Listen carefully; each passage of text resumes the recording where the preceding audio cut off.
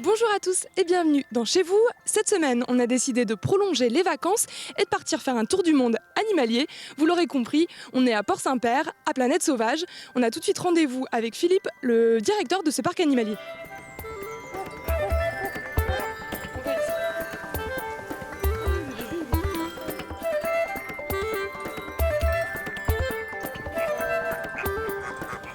Nous sommes devant la porte des Incas. Philippe, on va partir faire une visite, c'est ça? C'est ça, nous sommes à l'entrée du Sentier des Incas, qui est la nouveauté de la saison 2016. Ok, bah c'est parti. C'est parti. Nous sommes dans la partie Amérique du Sud ici.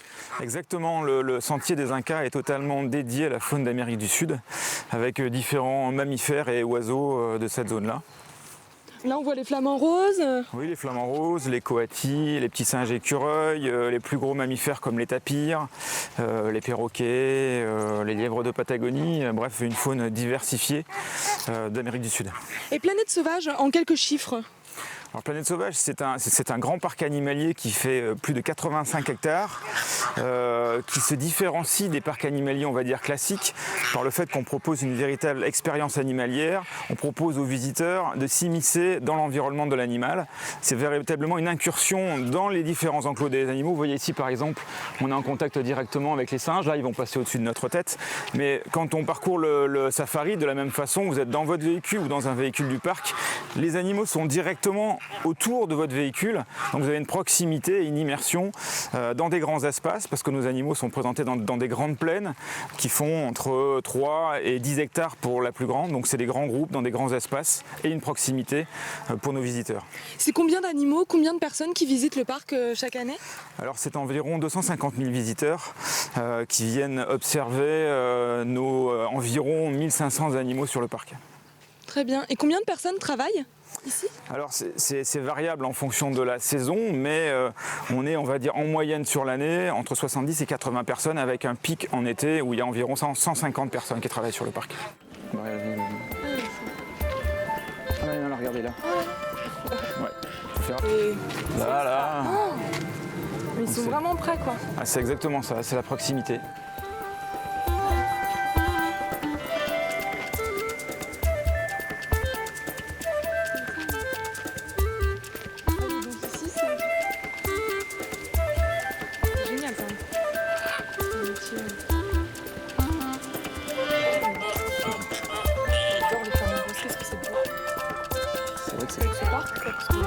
Il y a quand même pas mal de choses. Ah oui, oui. Parce qu'en fait, là, c'est 5. Un couple de tapirs.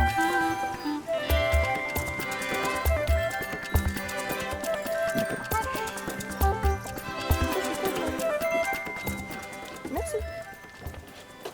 Allez, le temple de la jungle. C'est parti. Alors, ce pont suspendu, là, c'est une des grandes nouveautés aussi de 2016. Effectivement, nous avions au préalable un pont suspendu que nous avons totalement démonté pour aménager ce nouveau pont qui va nous amener à une tour d'observation qui permettra de monter à la cime des arbres et vraiment avoir une vision parfaite des singes dans leur environnement. Encore une fois, le visiteur pénètre dans l'environnement de l'animal et l'observe évoluer dans des espaces très très spacieux. Et c'est important, Philippe, de se renouveler pour ce parc? Oui, c'est même essentiel à plusieurs points de vue. Évidemment, on doit se renouveler pour nos visiteurs, pour que le parc soit attractif et intéressant.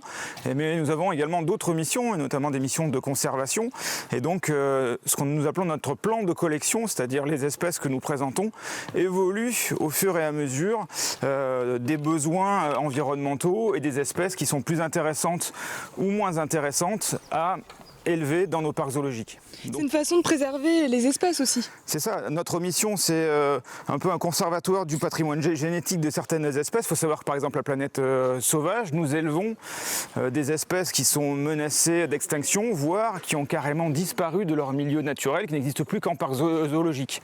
Donc on est un peu un vivier, un réservoir génétique pour ces animaux-là. Donc en fonction malheureusement de la disparition d'espèces dans leur milieu naturel ou des menaces qui pèsent sur ces espèces-là, eh bien, on décide de les présenter et de les élever.